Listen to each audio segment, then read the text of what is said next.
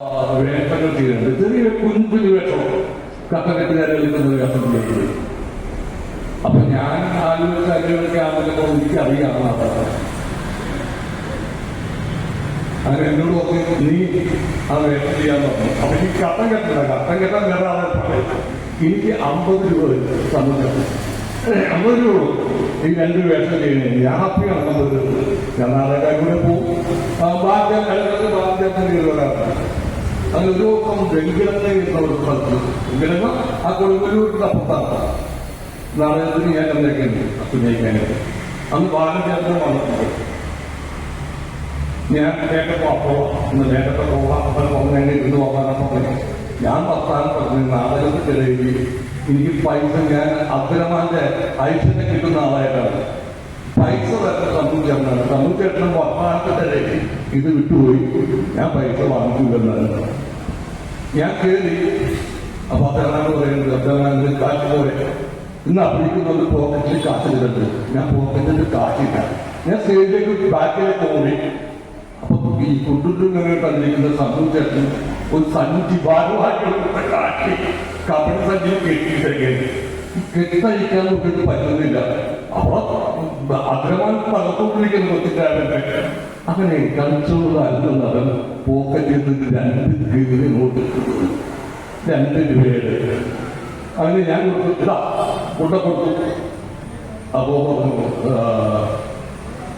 ഇന്ന് അദ്ദേഹം കാറ്റ് പോലെ കിഴി കണ്ടിട്ടുള്ള നാമമാണ്.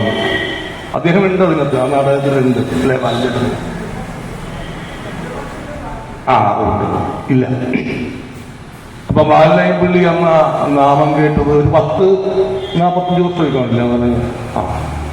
അപ്പൊ എനിക്ക് 10 വയസ്സുള്ളപ്പോഴാണ്. എനിക്കിപ്പോ 55 വയസ്സായി. എനിക്ക് 10 വയസ്സുള്ളപ്പോഴാണ് ഞാൻ അഗ്നിഗാഥ എന്ന നാടകം, എനിക്കോട് കമലച്ചേച്ചി എന്ന് തോന്നുന്നു, പറവൂർ കമലച്ചേച്ചി, അതിലെ ഡയലോഗ് പോലും എനിക്കിപ്പോഴും ഓർമ്മയുണ്ട്. കമലച്ചേച്ചി ഒരു കാലിന് സ്വാധീനക്കുറവായിട്ട് വന്നിട്ട് എന്ത് പറയുമ്പോഴും ഒലത്തി എന്ന് പറയുന്ന ഒരു കഥാപാത്രം. അന്ന് കണ്ട 10 വയസ്സിൽ കണ്ട ആ നാടകം ഇന്നും ഓർക്കുന്നു എന്നത് തന്നെ. അതിനുള്ളിൽ എത്രയോ 100 കണക്കിന് നാടകങ്ങളാണ് ഞാൻ കണ്ടത്. അതിലൊരു വരി പോലും എനിക്ക് പരിചയമില്ല. ഇന്നും ആ വയസ്സിൽ കണ്ട നാടകങ്ങൾ. പിൽക്കാലത്ത് ഞാൻ ആലുവ ശാലിക എന്ന മിമിക്സ് ട്രൂപ്പിൽ എത്തുകയും അതിന് കാരണക്കാരനായ ഷൺമുഖച്ചേട്ടനോട് റിപ്പോർട്ട് ഒരുപാട് ഓർമ്മകൾ. കാരണം ഞാനൊരു പെൺകുട്ടിയുമായിട്ട് പ്രണയമായിരുന്നു. ആ പെൺകുട്ടിയെ കാണാൻ പോകുമ്പോൾ ഷൺമുഖച്ചേട്ടൻ പറഞ്ഞിടാ മിമിക്രിക്ക് ചെയ്യൂലേ, നീ ഒന്ന് മിമിക്രി നമുക്ക് ശാരിക ട്രൂപ്പിന്റെ മിമിക്സ് ട്രൂപ്പ് തുടങ്ങിയാലെന്താണെന്ന് ആലോചിച്ചു. അങ്ങനെയാണ് ഞങ്ങൾ മിമിക്സ് ട്രൂപ്പ്, ഞാൻ നിർത്തി വെച്ചിരുന്ന മിമിക്രി രണ്ടാമത് തുടങ്ങാനുള്ള ഒരു കാരണക്കാരനാണ് ഈ ഷൺമുഖച്ചേട്ടൻ. അങ്ങനെ ഞാൻ ആ മിമിക്രി വന്ന കാലഘട്ടത്തിലാണ് ബാലചേട്ടനെ വീണ്ടും കാണുന്നതും. എന്തോ ഒരു പൂർവ്വജന്മ ബന്ധം പോലെ ഞങ്ങൾ തമ്മിൽ വളരെ അടുപ്പത്തിൽ പെരുമാറുന്നതും എന്നെ ഭയങ്കര ഇഷ്ടമായിരുന്നു അദ്ദേഹത്തിന്. ഞാൻ അദ്ദേഹത്തിന്റെ അങ്ങനെ ബാലചേട്ടൻ വർത്താനം പറയാൻ ഇതൊക്കെയാണ്. പക്ഷെ എന്നെ ഞെട്ടിച്ച് കളഞ്ഞ ആ പിൽക്കാലത്ത് എനിക്ക് സ്റ്റേറ്റ് അവാർഡ് കിട്ടി. കഥയിൽ ഒരു സിനിമയ്ക്ക് വേണ്ടി കഥയിൽ സ്റ്റേറ്റ് അവാർഡ് കിട്ടി. അതിന് കാരണബോധൻ ബാലചേട്ടനാണ്. ബാലചേട്ടന്റെ എഴുത്ത് കണ്ട് ഞാൻ അത്ഭുതപ്പെട്ടത്.